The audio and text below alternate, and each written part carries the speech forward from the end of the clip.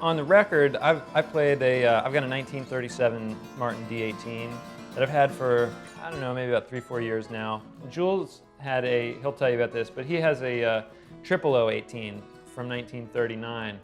And for me, playing the D18, switching over to the mahogany guitar, there's like a beautiful interlocking thing where one guitar kind of melts into the other. They just have similar types of voices. I don't know, needless to say, I don't really feel like traveling with that thing if I can help it. So this is a 1954 D28 that I got when I was in college. This guitar has a name. This is Uncle Johnny. And Uncle Johnny's just an awesome, just a really cool guitar. I used it in kind of all the early Punch Brothers stuff. And then when I got my older Martins, the 30s ones, they have, you know, a wider neck, and they're braced differently. They just respond differently, and I was really intoxicated with that for a while. But man, I like pulled this off the shelf about a year ago and just remembered, like, this is a sick guitar. But it's all beat up, which is great because I feel like I can travel with it. I feel like, well, you know, if it were killed, that would completely break my heart. But if it picks up another crack, like, along the way, whatever, you know? Yeah.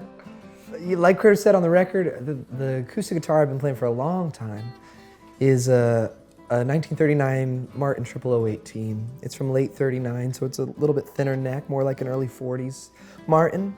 And that guitar, before I owned it, probably 15 years before I owned it, was completely in pieces. It was in a garbage bag, and the neck was ripped off, and there's holes in the wood, big patches of duct tape keeping it together. The previous owner brought it back to life with the help of T.J. Thompson and Ken Fallon, and that's when I got it. This guitar that I'm playing today it's actually a Collings. It's a new Collings. About 2 years ago, I called my friend Mark Alphons at Collings and Steve McCreary and the whole crew, and I said, okay, can you make me a guitar that is basically like your Waterloo line? Because I'd gotten one of the early Waterloos, and I just thought they were amazing. They felt like so brutally honest. If I didn't play well, they sounded fine. If I played really well, it sounded great. And I thought, okay, this is my new guitar teacher. This one and another one I have at home are the only two I know of that they made that have a Waterloo finish, no polyurethane.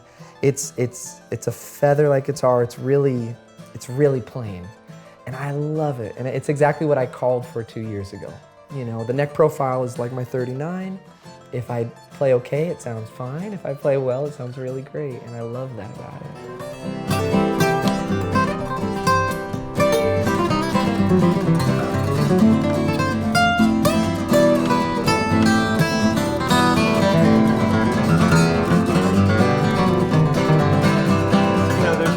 That those guitars are so revered. There's a sound that they have that the newer ones don't have.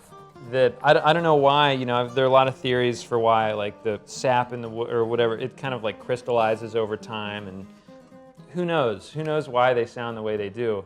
But I've always loved old instruments, and I've had the luxury that I grew up around kind of old instruments because my father's a musician.